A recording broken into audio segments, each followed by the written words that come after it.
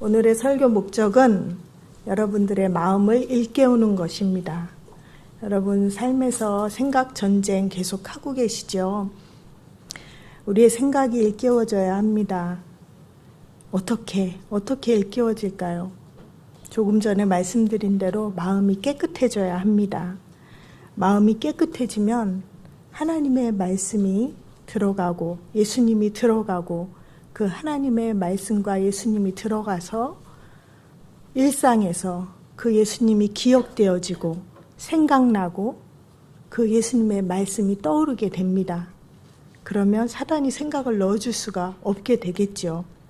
오늘은 그렇게 은혜의 주님, 그 주님을 알아가고 그 주님으로 자라가는 게 오늘 설교의 목적입니다. 우선 자신의 영적 상태를 알아야 우리가 변화가 가능하기 때문에 주님과 함께 보는 시간을 갖도록 하겠습니다. 혼적으로 내 영적인 상태를 보려고 하면 오류가 생기곤 합니다. 영적으로 나도 모르지만 내 안에 우월의식이나 또 교만이 있는 사람은 나 정도면 되지 뭐, 나 정도 믿으면 되는 거 아니야? 난 잘하고 있어 라고 이야기를 하게 될 것이고, 약한 분들, 실제는 주님을 향하여 사모하고 사랑하는데도 불구하고 약한 분들은 나는 잘못하고 있잖아. 지금 나는 항상 정체되어 있어. 나는 올라가는 일이 없어. 떨어지고 있잖아. 라고 혼적으로 자신을 평가하고 판단하게 됩니다. 그렇기에 예수님과 연합한 영의식으로 우리의 영적 상태를 먼저 보는 시간을 갖도록 하겠습니다. 여러분들이 처음 예수님을 믿었던 시간이 있을 것입니다. 예수님을 받아들이고 믿었던 그 시간을 기억해 보시고, 그때 또 혹은 우리 교회에 처음 와서 우리 교회에서 복음을 듣고 복음에 대해서 바로 잡은 후에 그때 내 영적 상태를 한번 그래프로 우리가 표현해 보는 시간을 갖겠습니다. 머리로요. 자, 우리 가로축, 세로축 있잖아요. 가로축은 시간이겠죠. 반대로 보여드려야 되는구나. 가로축은 시간이에요. 세로축은 주님을 사랑하고 가까이 하는 마음입니다. 시간이 흐름에 따라 맨 처음을 주님 만났던 시간, 그 시간에서 지금의 시점을 봤을 때 물론 정체된 시간도 있었고 떨어지는 시간도 있었겠죠. 그리고 어느 순간에 확 올라간 시간도 있었을 것입니다. 그런데 그 처음 시작점에서 지금의 시점의 상태를 한번 생각으로 그려보세요. 그려봤을 때 저도 생각으로 그려봤거든요. 네, 좀 정체된 시간도 있었고 확 올라간 시간도 있었지만 이 처음 시작에서 지금으로 봤을 때 연약하지만 그래도 방향이 주님께 가까이 가는 방향, 주님을 사모하는 방향, 주님을 사랑하는 방향으로 지금 처음과는 다르게 변해 있는 내 모습을 볼 수 있었습니다. 여러분들도 한번 예수님과 함께 죽어서 내 생각 말고 예수님의 생각으로 나의 영적 상태를 한번 그래프로 표현해 보고 그 가운데 주시는 하나님의 마음과 생각으로 인도함 받도록 하겠습니다. 찰스 스펄전의 묵상집을 묵상하다가 이런 내용이 있었어요. 하나님을 아는 지식에서 자라가지 않는 사람, 그 사람은 나는 축복받지 않을 거야 라고 작정한 사람과 같다고 표현되어 있었습니다. 하나님은 아는 지식, 이것은 영생이다라고 찰스 스펄전은 얘기를 했고요. 하나님을 아는 지식이 자라가는 사람은 주님을 더 가까이 하고 싶고 사모하는 사람이고 하나님의 사랑을 깊이 또 온전하게 이해하고 알아가고 그 은혜 안에 자라고 있음을 입증할 수 있다고 말씀합니다. 우리가 하나님께서 부르시고 택하시고 부르신 것은 굉장히 엄청난 은혜입니다. 은혜인데 우리가 아까 그래프로 봤을 때 왜 우리가 자라가지 못하는지 그 방해 요소가 분명히 있을 것입니다. 사도 바울이 갈라디아서 5장 7절부터 이렇게 말씀합니다. 너희가 믿음의 다름질을 잘 알았더니 누가 너희를 막아 진리에 순종하지 못하게 하더냐. 그 겉면은 너희를 부르신 이에게서 난 것이 아니니라. 적은 누룩이 온 덩이에 퍼지느니라. 이렇게 말씀합니다. 그 실체를 좀 보겠는데요. 내가 어떤 소리를 들었어요. 그리고 보았어요. 그렇다면 그게 내 생각 속에 들어가겠죠. 내 생각 속에서 들어갔을 때 그 생각이 주님과 멀어지는 방향이면 처리해야 되는데 처리하지 않고 그냥 머무르고 있으면 그것이 내 생각과 마음에 자리 잡게 되고 그것이 계속해서 쌓여가면 나의 인생의 가치가 되어버립니다. 그렇기 때문에 우리는 아무 생각이나 받아들일 수가 없는 것이죠. 그렇다면 세상에서 추구하는 가치를 한번 볼까요? 나의 생각과 세상의 가치는 어떤 관계가 있을까요? 또 내가 가지고 있는 가치, 생각을 계속 머무르게 해서 가지고 있는 가치와 세상의 가치는 어느 정도 관계가 있을까요? 사단이 생각을 넣어줄 때 먹힐 만한 사람에게 미끼를 던지겠죠. 밑그림을 가진 사람에게 생각을 넣어준다고 말씀하셨습니다. 그렇다면 어떤 것이 밑그림이 될까요? 여러분 보세요. 내가 관심을 가지고 있고 내가 좋아하는 것이 대부분입니다. 내가 좋아하는 게 있으면 그것을 찾겠죠. 너무 그게 즐겁고 찾아가고 보고 듣고 향하고 바라겠죠. 만일 반대로 내 밑그림에 예수님이 쫙 깔려 있다면 사단의 입장에서는 어떻겠습니까? 너무 재미없죠. 그리고 에잇 하고 제껴버리겠죠. 자, 그렇다면 공중잡은 권세가 우리의 마음을 사로잡기 위해 어떤 미끼를 던지겠습니까? 하나님을 향하는 쪽일까요? 아니면 하나님을 멀어지고 등지게 하는 쪽일까요? 그래서 야고보는 이렇게 말씀합니다. 1장 27절에 보면 하나님 앞에 정결하게 하는 것이 무엇인가? 그것은 자신을 지키는 것이다. 어떻게 지키는 것인가?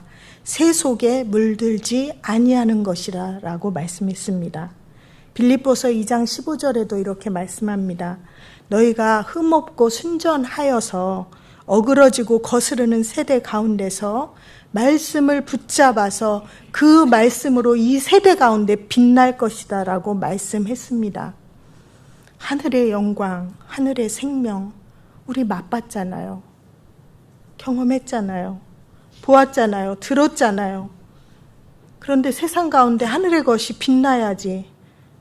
어찌 우리가 그 어그러지고 거스르는 세대 가운데 그것을 동경하고 따라가고 계속 받아들일 수 있습니까? 사실 그것은 말이 안 되는 이야기입니다. 거꾸로 돌아가고 있는 상태입니다. 그렇기 때문에 내 속이 깨끗하지 않으면 고통스러운 게 우리에겐 너무나 자연스러운 상태인 것입니다. 그만큼 사탄은 간교하고 교묘하게 오랜 시간에 걸쳐서 우리의 생각과 가치를 바꾸어 놓았습니다. 지금도 계속하여 모든 매체와 모든 보여지는 것과 모든 상품과 모든 일상생활에서 우리가 하나님을 등지고 하늘의 빛을 반사하는 그 반사체로서의 삶을 살지 못하도록 우리를 계속하여 교묘하게 세상의 가치로 부어주고 넣어주고 우리도 모르게 젖어들여 그것으로 살아가게 하고 있는 행태인 것입니다. 우리가 믿음이 떨어졌던 지점을 한번 생각해 보세요. 내가 지금까지 지내오면서 믿음이 떨어졌던 지점. 그때 내가 보거나 듣거나 또한 접한 것이 사탄이 생각을 넣어주기에 좋아하는 요소인 것입니다. 이것은 각자 생각해 보세요. 내가 믿음이 떨어진 지점. 어떤 부분에서 넘어졌고 어떤 부분에서 주님께 엎어지지 못하고 힘들어하고 흔들렸는지 그게 바로 사탄이 그 부분을 공략해서 그 부분에 계속해서 하나님의 등지는 방향으로 그 가치를 계속 넣어주려는 생각을 넣어주는 그 요소입니다. 그 요소를 알고 있다면 우리가 다르겠죠. 내가 안다면 그것을 안다면 나를 알고 또 적을 아는 셈이 되게 되는 것입니다. 저는 최근에 저의 성향이 좀 탐구 성향이 있어요. 기질적으로 탐구 성향이 있어서 뭘 하나 이제 성경 말씀을 볼 때도 막 그걸 파고드는 거예요.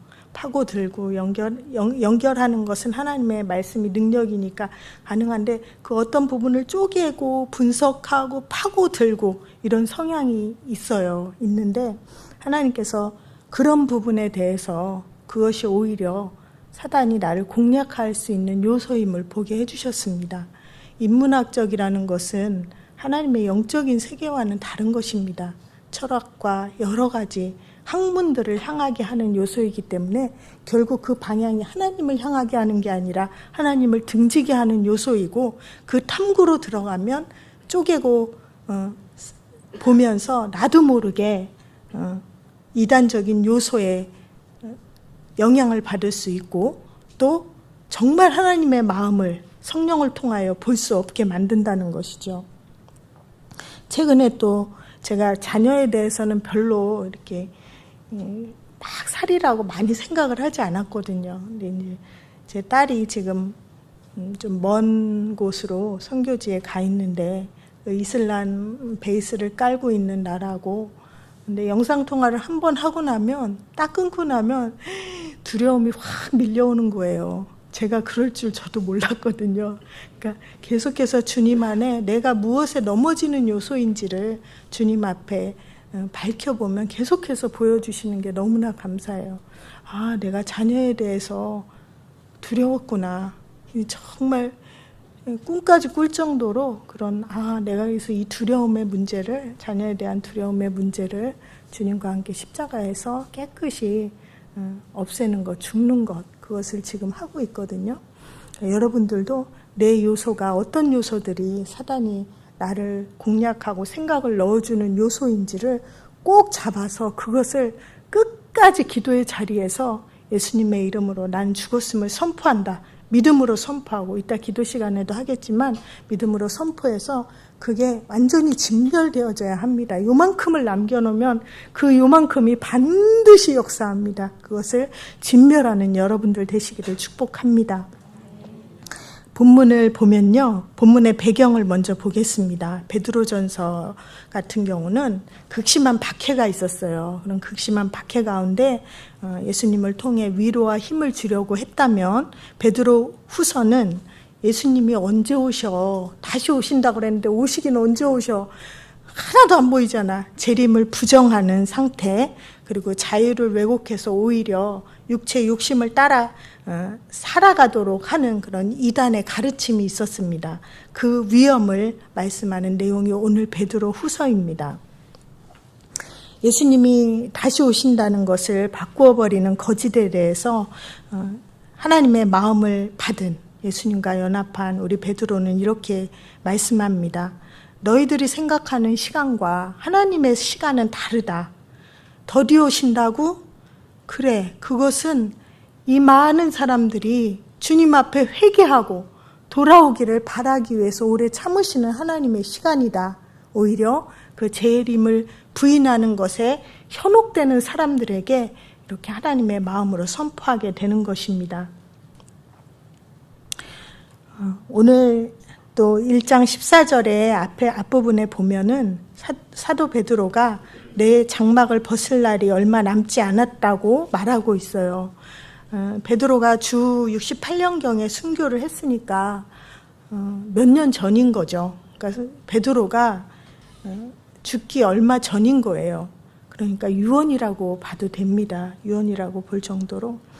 지난 주일에 요 앞에 서 있는데 어떤 초원지기가 그런 말을 해요. 그러니까 지난 한 해 공동체 가족들과 함께 지내면서 좋은 일도 있고 힘든 일도 있고 또 이러저러한 많은 생각과 마음이 있었겠죠.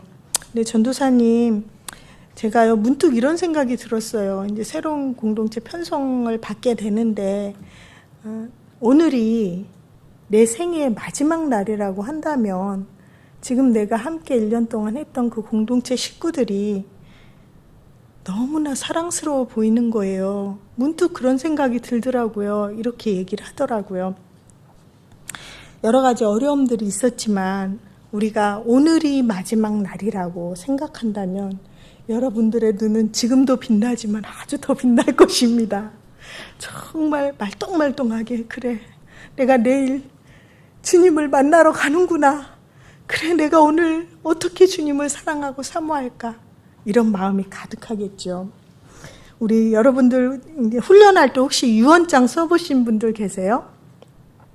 유언장을 써보라고 해서 저도 한 번 써봤습니다. 한 번 써봤는데 그 유언장에 생각을 하면서 쓰다 보니까 야, 너 돈 잘 벌어야 돼. 너 꼭 성공해야 돼. 너 꼭 좋은 학교 가야 된다. 이런 내용. 실제 세상에서 잘 되라는 내용은 쓸 수가 없겠더라고요. 주님뿐이야. 주님만 남는다. 너 예수님 만날 거 생각하고 살거라. 이런 내용으로 결국은 적게 되더라고요. 또 사도 베드로가 사랑하는 자들아 라고 3장에서만 4번이나 나옵니다. 1절에 한번 볼까요? 1절에 사랑하는 자들아 라고 이야기를 합니다. 또 8절을 한번 볼까요? 사랑하는 자들아, 주께는 1000년이 하루 같고 하루가 1000년 같고 1000년이 하루 같다니 한 가지를 잊지 말아라. 또 14절에 한번 보겠습니다. 14절에 보면 그러므로 사랑하는 자들아 라고 이야기합니다. 17절에 또 보겠습니다. 그러므로 사랑하는 자들아. 베드로가 사랑하는 자들이라고 부르는 것은 단순한 게 아닙니다. 베드로는 우리가 교회에서 배운 인간이해, 복음이해, 교회 이해를 삶으로 너무나 절절하게 경험한 사도입니다. 주님이 죽으러 가시다니요. 절대 그럴 수 없습니다. 이렇게 주님을 위하려 했던, 큰 소리 쳤던 그런 베드로이지만 결국 중요한 순간에 내가 죽을 것 같은 상황이 오니까 나 몰라 라고 부인했던 것이 바로 베드로입니다.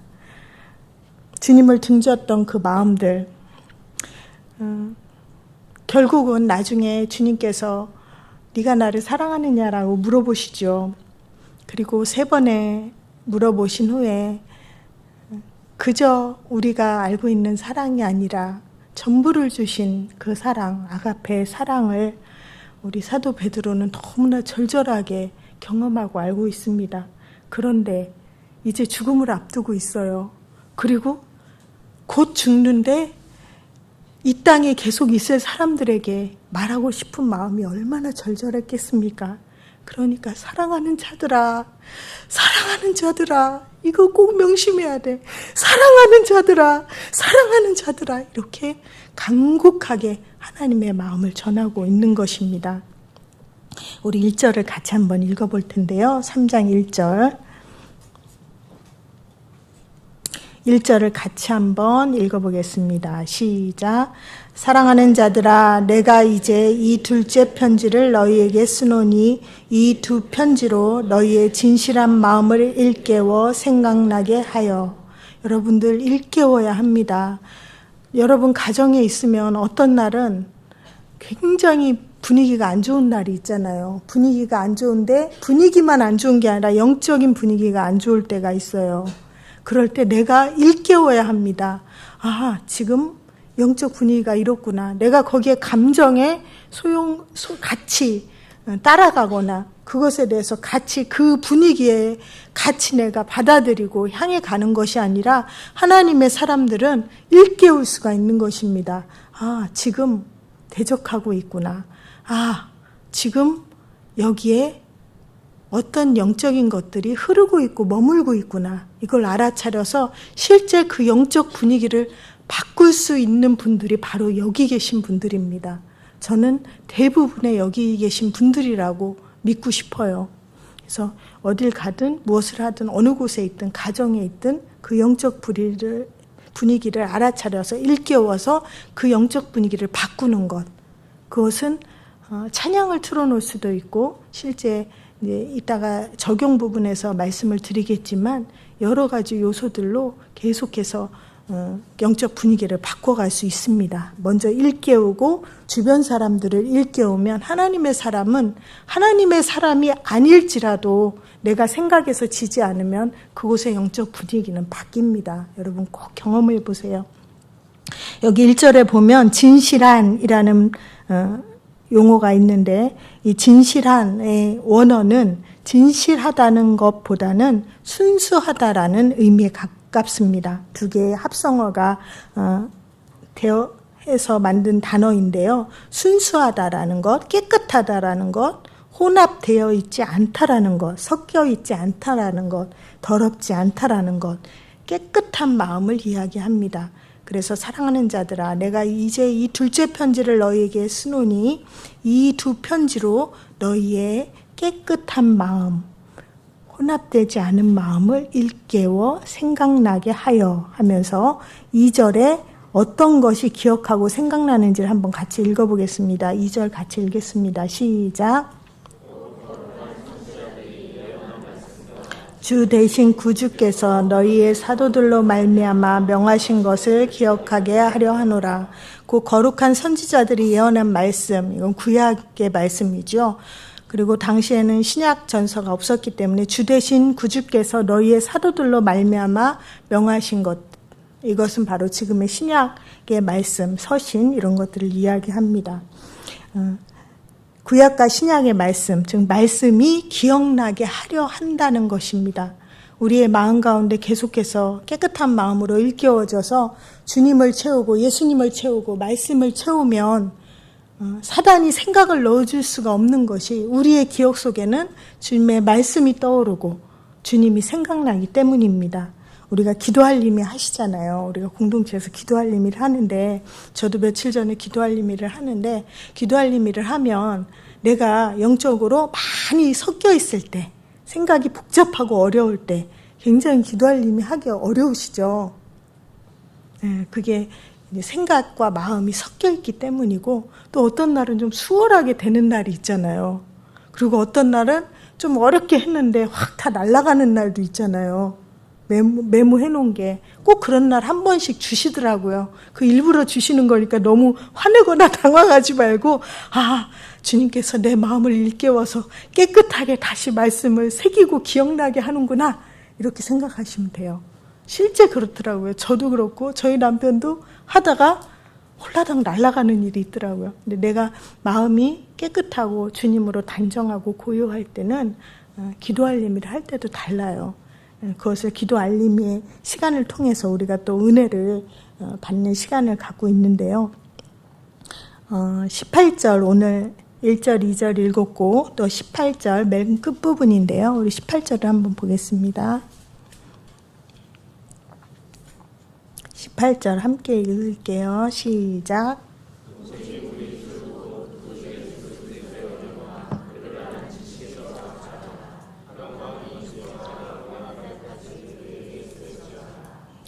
아멘. 오직입니다. 오직. 내가 아니라 우리입니다. 우리의 주인은 구원자 예수 그리스도 뿐이라고 이야기하는데요. 우리 예수 그리스도가 아니면 우리 같은 저 같은 더러운 죄인이 어떻게 구원을 받을 수 있겠습니까? 그런데 그 예수님, 그 예수 그리스도의 은혜와 그를 아는 지식에서 자라가라라고 말씀합니다. 주님을 아는 지식에 대해서 이야기를 할 건데요. 예를 들어서 저에게 두 자녀가 있습니다. 근데 두 자녀가 저에 대해서 잘 알겠죠. 제 아들과 딸이 저에 대해서 잘 알 것입니다. 그리고 저의 모습을 보고서 좋은 점도 있고 힘든 점도 있겠죠. 그렇지만 우리 하나님 온전하시니까 근데 좋은 점도 있고 힘든 점도 있어서 그것을 좋은 점이 있으면 보고 본받고 따라가기도 합니다. 이렇게 그냥 딱 태어나서 얼마 안 돼서 우리 엄마 이렇게 알아보는 그 지식과 또 살아가면서 저희 자녀들이 저를 아는 지식은 다르잖아요. 그렇죠? 그리고 저희 아들, 딸들이 저를 아는 지식과 여러분들이 저를 아는 지식은 또 다를 것입니다. 또 제가 나가서 길을 지나가는데 전혀 본 적이 없는 한 사람을 딱 만났어요. 그러면 그 사람이 저를 아는 지식과 여러분들이 저를 아는 지식은 또 다를 것입니다. 이렇게 하나님을 알아가는 것에 대해서 우리가 지식이라고 하면 어떤 관계적인 걸 떠난 지식을 얘기하는데, 여기에서 묵상하고 말씀을 보면서 이 지식은 이런 관계 안에서 오는 지식이라는 것을 알게 하셨습니다. 그렇게 하나님을 아는 온전한 지식, 그 지식에 대해서 호세아서의 그 말씀으로 제가 연결이 되어졌습니다. 말씀을 묵상하면서 고멜이라는 음란한 여자, 이거 성경에 그렇게 나와 있습니다. 너 고멜이라는 음란한 여자를 데려다가 결혼해라. 그리고 그 음란한 여자와 자식을 낳으라. 이렇게 말씀합니다. 그래서 그렇게 했어요. 했는데 또 도망을 가는 거예요. 그래서 또 값을 지불하고 데려와서 살고, 이런 과정을 겪으면서 그 가운데 힘들었겠죠. 그 하나님의 말씀에 따른다는 게 그런 상태가 쉽지는 않았을 거예요. 그런데 하나님과의 나의 관계, 내가 고멜의 모습이라는 것을 알았을 때, 그때 열려지는 하나님을 향한 지식은 확 달라지는 것이죠. 아, 그렇구나. 내가 고멜과 같은 죄인이었구나. 이스라엘 백성이 그렇게 고멜과 같은 죄인이었구나. 내가 더 하나님을 알고 싶다. 여러분, 하나님을 압시다. 힘써 하나님을 압시다. 힘써 하나님을 알아갑시다. 하나님을 아는 지식으로 커갑시다. 이렇게 하나님을 더 알길 원한다고 호세아는 그 마음을 전하고 있는 것입니다. 하나님의 은혜 안에 하나님을 아는 지식, 지식이 헬라어가 그노시스예요. 그노시스고 3장에서는 그노시스로 나오고 1장에서는 에피그노시스로 쓰였습니다. 그런데 가장 먼저 초기에 생긴 이단이 영지주의잖아요. 근데 영지주의에서 영지가 바로 그노시스거든요. 우리도 보면 지금 이단들이 성경에 나와 있는 좋은 용어들을 써버리면 우리가 좀 되게 좀 불편하잖아요. 불편하고 어렵고 괜히 그걸 쓰면 이단 같은 느낌 들잖아요. 근데 성경에 그 내용이 있잖아요. 근데 그노시스도 그런 영향을 받았다라고 느껴집니다. 그만큼 사탄은 하나님의 은혜, 하나님을 등지는 방향으로 가게 하기 위한 간교한 방법의 하나로 이단들이 하나님의 성경의 말씀을 사용하도록 왜곡시키고 있는 모습이죠. 그런데 그노시스와 에피그노시스를 보면 그 어원, 나온 어원은 뭐냐면 기노스코예요. 기노스코하고 에피기노스코예요. 에서 유래된 것이에요.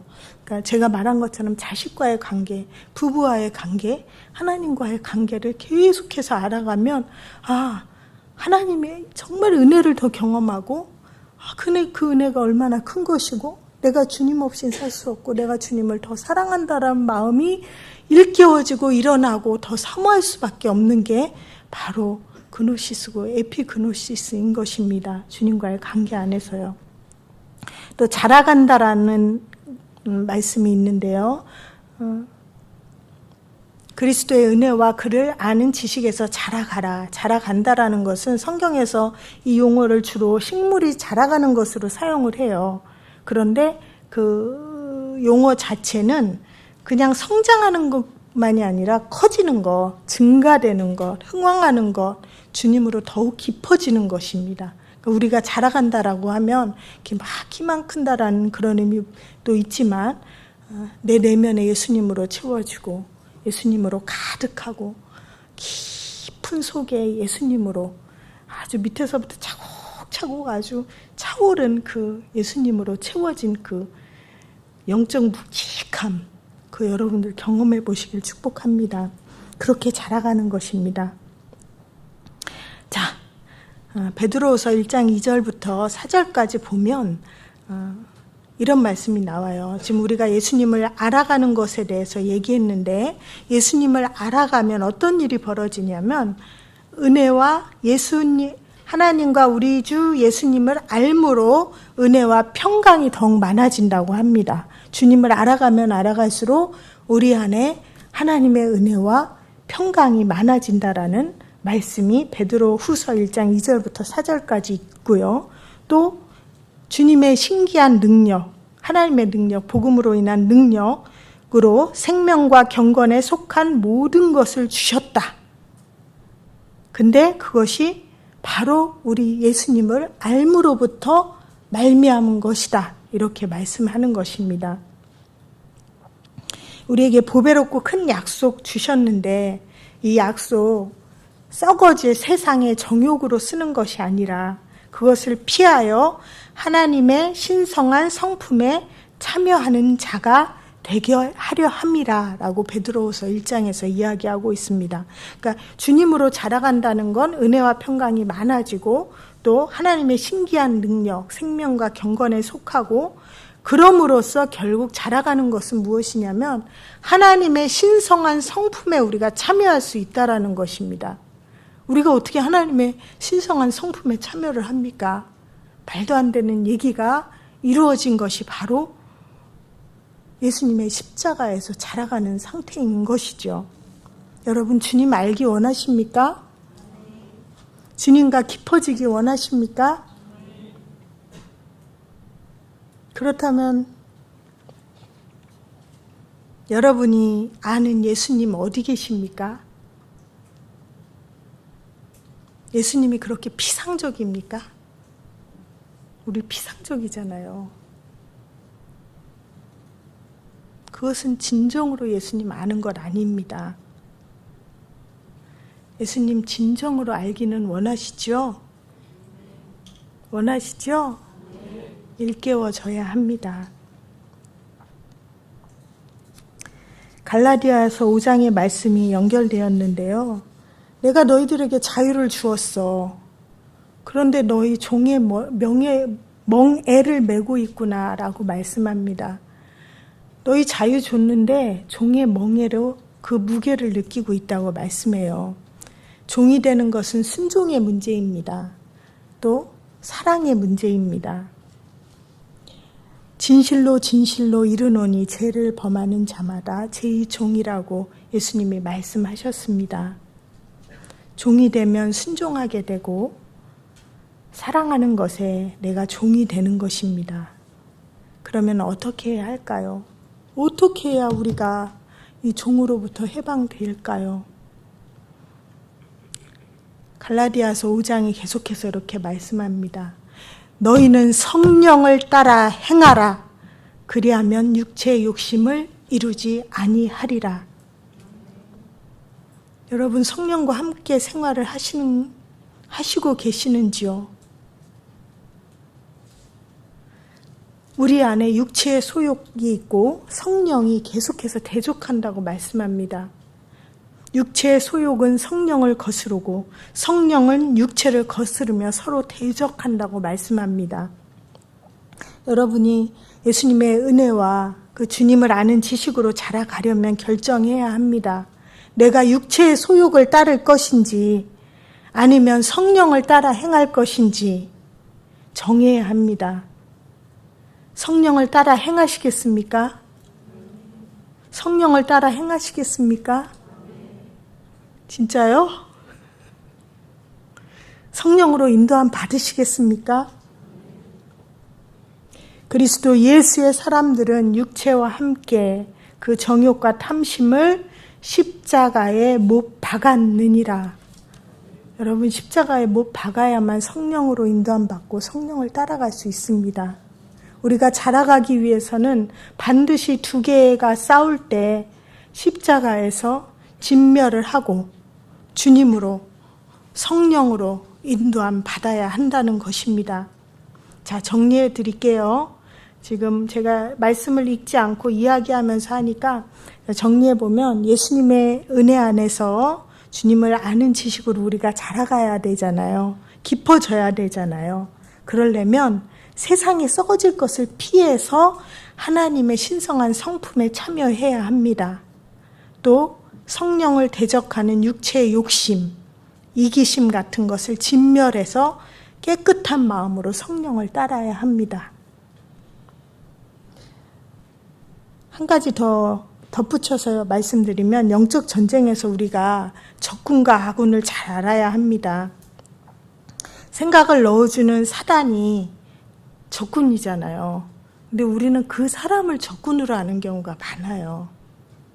내가 미워하는 그놈, 내가 미워하는 그 사람, 나를 불편하고 힘들게 하는 그 사람이 적군으로 압니다. 이 부분을 알면 굉장히 영적 전쟁이 유리해요. 우리가 아군에게 화살을 쏘는 경우가 있어요. 총을 쏘고. 그래서 가끔 예전에 제 남편한테 그런 말을 했어요. 여보, 나 아군이야. 나 적군 아니야. 이렇게 얘기한 적이 있거든요. 근데 우리가 그만큼 헷갈려요. 아군인데 적군인 줄 알고 영적 전쟁에서 화살을 쏜다라는 거죠. 예를 들면 저뿐만이 아니라 여러분들이 이제 뭔가를 하는데 잘 안 돼. 그리고 뭔가 꼬여. 그러면 그 탓이 누구에게 가요? 집에서. 영적인 가장한테 갑니다. 그렇죠. 그 잘못이 탓이 영적 가장에게 화살이 쏘아져요. 그리고 또 내 맘대로 안 되고 어려움이 있을 땐 부부싸움, 예전에 목사님 그런 얘기했죠. 부부싸움을 열심히 하고 목사님을 탓한다. 이런 경우도 있었잖아요.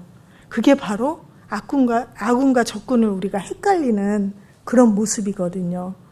우리가 아는 그 사람, 그놈, 그 니은이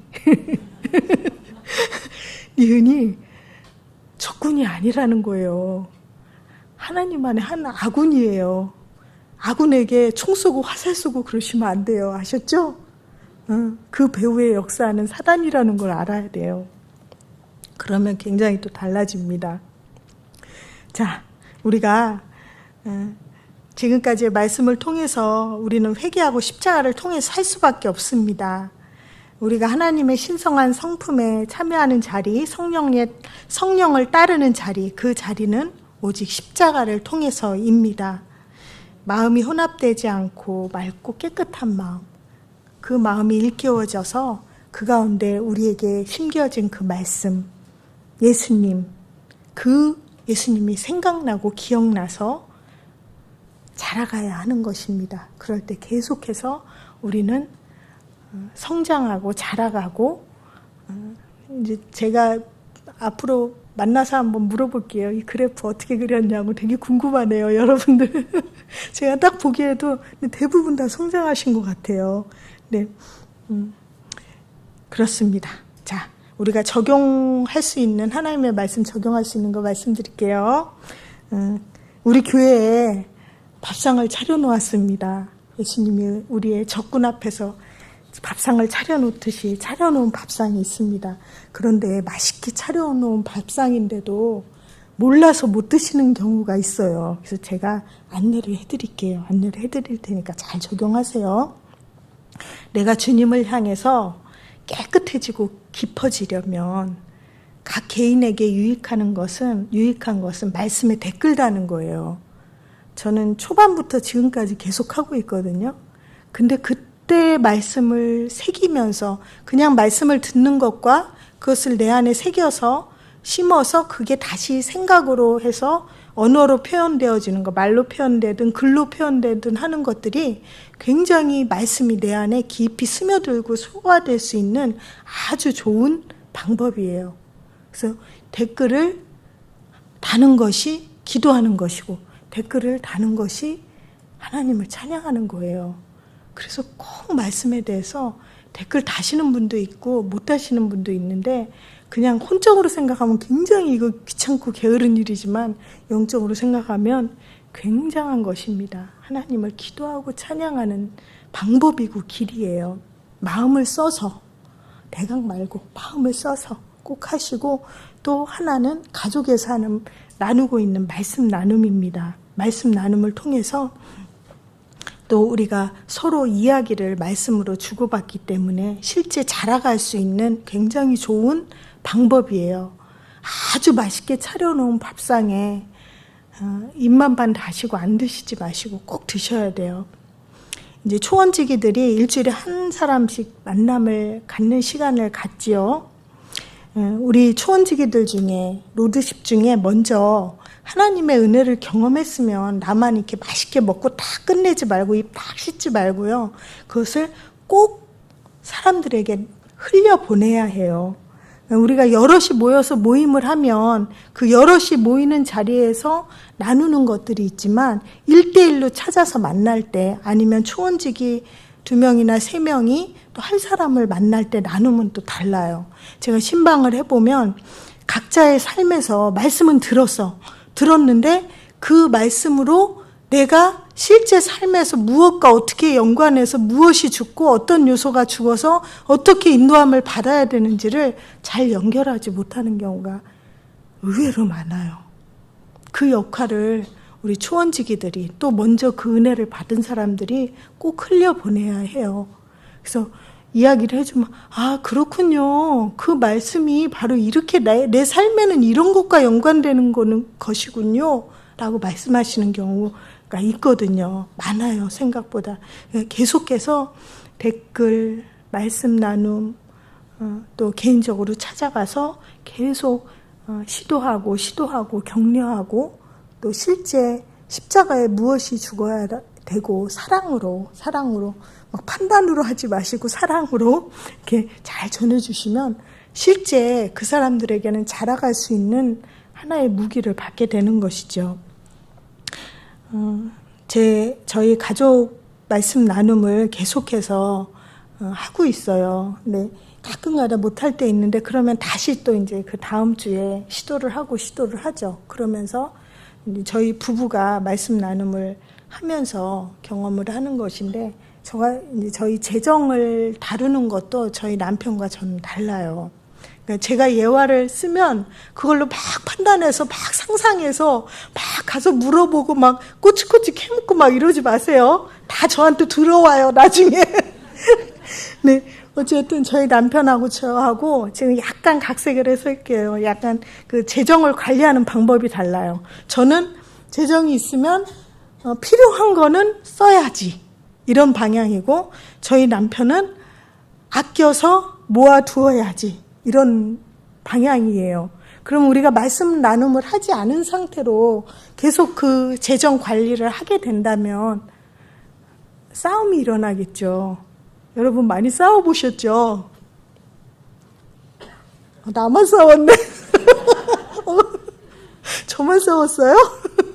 네, 정말 그러면 싸우게 되더라고요. 계속해서 싸우게 되더라고요.